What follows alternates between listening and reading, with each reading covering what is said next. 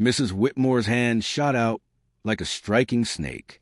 Her fingers twisted into Marcus Johnson's collar, yanking the fabric tight around his throat. His head snapped back. Books exploded from his arms, scattering across the tile floor with sharp cracks that echoed down the hallway. The metallic clang of his water bottle rolling into the lockers was the only sound in the sudden, suffocating silence. The white teacher's face was inches from the black teenager's, her breath hot with rage. "You think you can just walk past me?" Marcus's pulse hammered against his temples. The fabric cut into his windpipe. For 3 terrifying seconds, he couldn't breathe. His vision blurred at the edges, but his face stayed calm. His father's voice echoed in his head. "When someone wants you to panic, that's when you get quietest." 20 seconds. He just had to stay calm for 20 more seconds. "I don't care what neighborhood you think you run," Mrs. Whitmore hissed, her grip twisting tighter. "In MY school, you show respect." Marcus's hands instinctively reached for his collar, trying to loosen her grip. His voice came out strained, barely above a whisper. "Mrs. Whitmore, I didn't see you. I was looking at my phone." "Don't." She jerked him closer, spittle flying from her lips. "Don't you dare talk back to me." The hallway reeked of floor polish and teenage anxiety. Dozens of students pressed against the lockers, phones already raised, recording. The fluorescent lights hummed overhead, harsh and unforgiving. But something was wrong with this picture. Mrs. Whitmore was too busy performing her power to notice what they all saw. The way Marcus's eyes stayed steady despite the chokehold, the controlled breathing, the complete absence of panic in his face. She was too drunk on her own authority to realize she'd just grabbed the wrong student on the wrong day. And in the next 5 minutes, everything she thought she knew about control, respect, and consequences would shatter in front of every witness with a camera.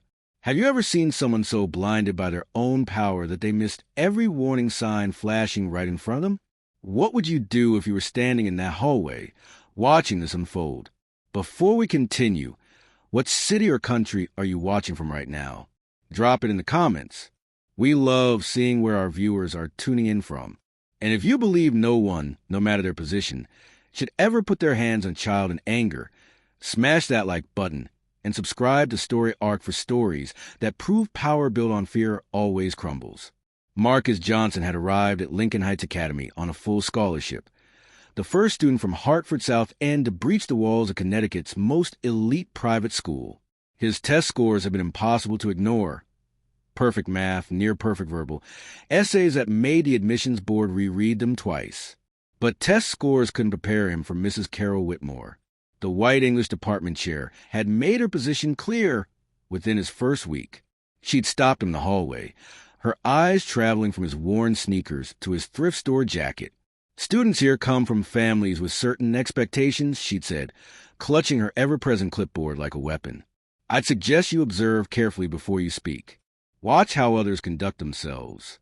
Learn the culture." The coded language had been thick enough to choke on. For 3 months, she'd found reasons to single him out, question whether he'd written his own essays. "This vocabulary seems advanced for someone with your background." Marked him late, even when he arrived before the bell. Assigned him to lead group projects, then criticized every decision he made. Each incident was small enough to deny, large enough to sting. Only one student seemed to notice. Elena Martinez, a senior with sharp eyes and a sharper sense of justice, would tense up during Whitmore's tirades. But she never spoke up. Not yet.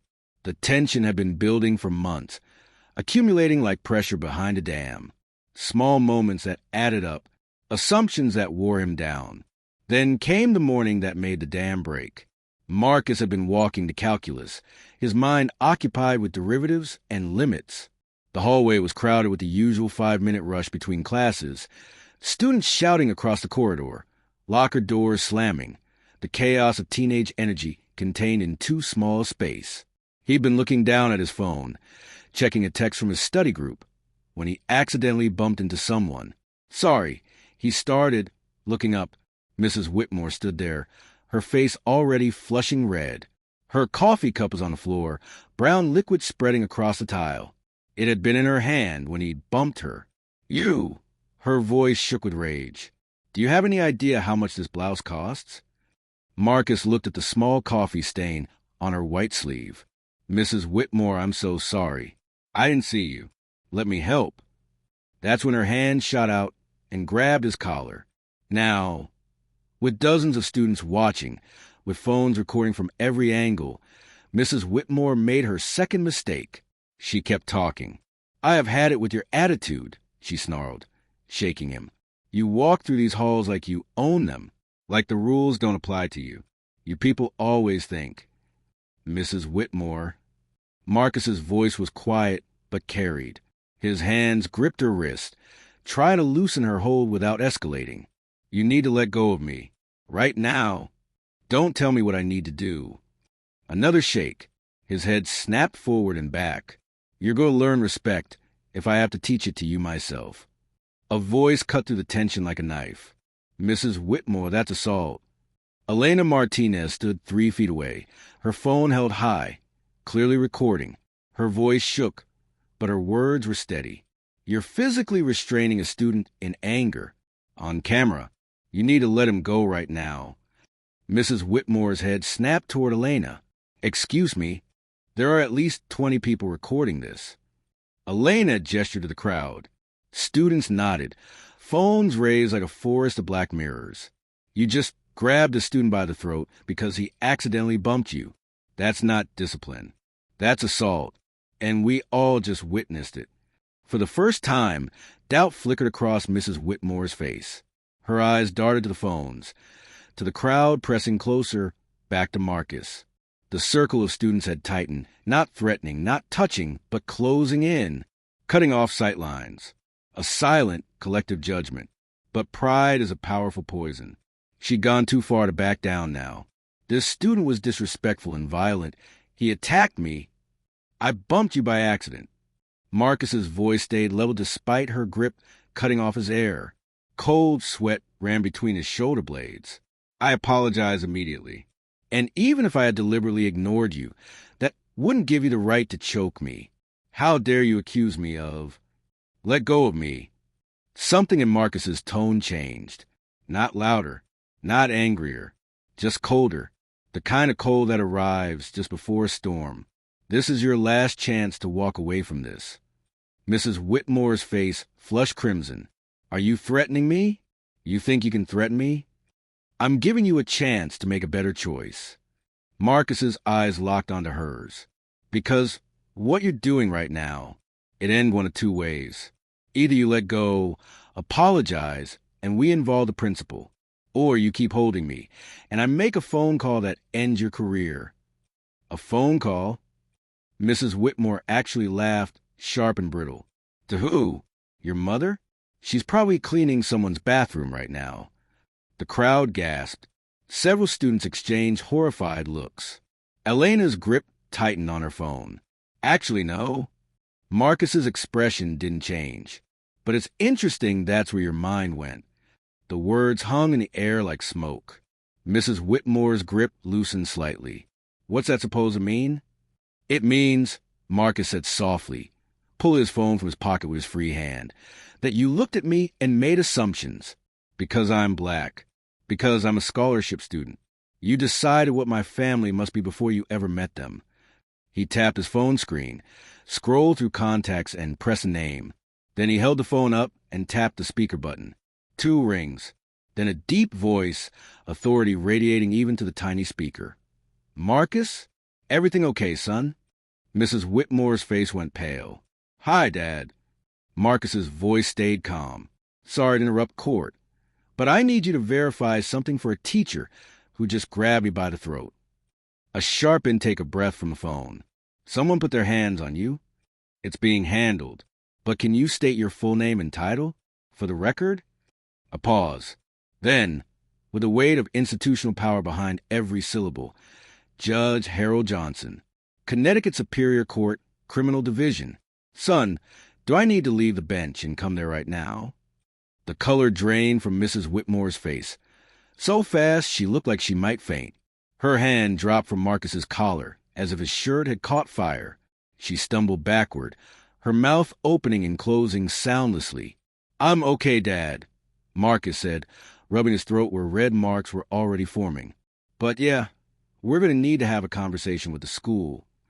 Put whoever's in charge on the phone. Now, Principal Henderson is on his way. I'll call you back in 5 minutes. Marcus, the judge's voice softened. You did the right thing. Stay calm. Document everything. I am, and everyone here is recording. Marcus looked at the dozens of phones still raised. We have plenty of documentation. He ended the call and looked at Mrs. Whitmore, who was still standing frozen, her face a mask of horror. Wait, she stammered. Judge Johnson, that's your... Yes. Marcus straightened his collar, his movements calm and deliberate. My father is Judge Harold Johnson. He's presided over Connecticut Superior Court for 12 years. And before you ask, Mrs. Whitmore... Elena's voice cut through the silence. She was scrolling through her phone, eyes wide. Oh my God, did you know Marcus's mother is Dr. Angela Johnson? She's the chief of cardiac surgery at Hartford Hospital. Elena looked up, her face a mixture of horror and vindication. She literally saves lives for a living. And you said she cleans bathrooms. The statement landed like a physical blow. Mrs. Whitmore actually staggered. My parents, Marcus continued, his voice gentle now, almost pitying, chose not to advertise their positions when I enrolled. They wanted me judged on my own merits. They wanted to see how I'd be treated as just another student. He tilted his head slightly. Guess we found out. I wasn't. Mrs. Whitmore's voice cracked. This is a misunderstanding. I was just trying to maintain discipline after you attacked me. After I accidentally bumped you. Marcus gestured to the coffee stain, which I immediately apologized for. And then you grabbed me by the throat. Delete those videos. Mrs. Whitmore spun toward the students with phones raised, her voice climbing toward hysteria. Right now, all of you, that's an order. No one moved. If anything, more phones came out. You can't force us to delete evidence of assault. A student spoke up. That's actually illegal, Mrs. Whitmore. Mrs. Whitmore looked around wildly, finally seeing what she'd been too arrogant to notice before. A hallway full of witnesses. Dozens of videos from every angle. A crowd that had gone from intimidated bystanders to actively hostile observers. The circle had tightened further. Students stood shoulder to shoulder now, blocking the corridor in both directions. This isn't. You're all taking this out of context. She tried desperately. Marcus was being disrespectful and aggressive. I bumped you by accident, Marcus said again, his voice still that same unsettling calm. Even if I had been disrespectful, even if I had deliberately ignored you, you still wouldn't have the right to put your hands on me. You're a teacher, Mrs. Whitmore. You're supposed to be the adult. The emphasis on supposed to be landed like a slap. The door to Principal Henderson's office was only 30 feet away. The commotion had drawn his attention 5 minutes ago. He appeared at the edge of the crowd now, his expression hardening as he took in the scene. Mrs. Whitmore disheveled and panicked, Marcus with red marks on his throat, dozens of students with phones raised, the electric tension of something gone catastrophically wrong. What's going on here? Henderson's voice carried authority that made everyone straighten. 20 voices started at once. Henderson raised his hand for silence, then pointed at Elena. Ms. Martinez. Explained clearly and concisely. Elena did, her voice steady, while holding up her phone with a video cued to play. Henderson watched, his jaw tightening with each second of footage. When it ended, his face was carved from stone. He looked at Mrs. Whitmore. My office. Now. Principal Henderson, if you'll just let me explain. Now. His tone left zero room for negotiation. And Marcus, come with us. The nurse first, then we talk. Mrs. Whitmore tried one more desperate play. This student was violent and disrespectful. I just watched the video, Carol. Henderson's use of her first name was deliberate, stripping away her title. I watched you grab a student by the throat because he accidentally bumped you. I heard him apologize. I heard you refuse to let go even after being told to stop. He turned to Marcus. Are you injured? My throat hurts, but I'll be okay. Nurse. Then my office, and call your parents. My father already knows, Marcus said quietly. He'll be here in 20 minutes. Henderson's eyes closed briefly. Judge Johnson is your father. Yes, sir. And your mother is Dr. Johnson. Yes, sir. Henderson turned back to Mrs. Whitmore, and his expression could have frozen fire. Carol Whitmore, you're suspended effective immediately pending a full investigation. Give me your keys and ID badge. Leave the building now. You can't. This is outrageous. My career, 18 years. Your career? Henderson's voice dropped to a deadly whisper. You assaulted a student on camera, the son of a superior court judge, in front of dozens of witnesses who happen to be children of our major donors and board members. You grabbed a black student by the throat, made racist assumptions about his family, and then tried to cover it up by claiming he attacked you when everyone here watched him accidentally bump you. He paused, letting each word sink in like stones dropping into deep water. You need a lawyer, Carol, not an explanation. Now get out of this building before I call the actual police and have you removed. Mrs. Whitmore's hands shook as she fumbled with her keys and ID badge, pulling them from around her neck. She handed them to Henderson, then looked at Marcus one more time, perhaps searching for mercy, for understanding. Marcus just looked at her steadily. Not angry, not smug, just exhausted. I would have understood the microaggressions, he said quietly, the coded language, the extra scrutiny. I knew you were uncomfortable with me being here. I could have lived with that. He adjusted his backpack, wincing as the strap touched his bruised neck. But you put your hands on me because you thought I was powerless, because you thought my family couldn't fight back, because you looked at my skin and decided I was someone you could hurt without consequences.